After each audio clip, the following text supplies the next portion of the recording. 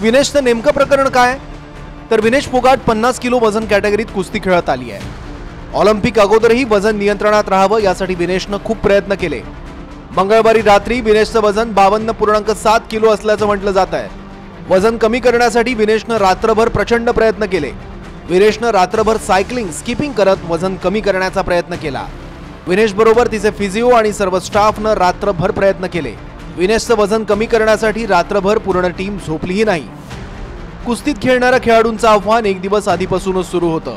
पहलवान शरीराचं वजन कमी ठेवण्यासाठी खूप वेळ पाणी पित नाही. पाणी न पिल्यानं शरीरात पाण्याचं वजन राहत नाही. पाणी न पिता पहलवान स्वतःला डिहायड्रेट करून घेतात, त्यामुळे सामन्याच्या वेळी वजन कमी राहतं. विनेशच्या बाबतीत हेच घडल्याचं म्हटलं जात आहे. विनेशला डिहायड्रेशन झाल्यानं पॅरिसच्या रुग्णालयात दाखल करण्यात आलाय.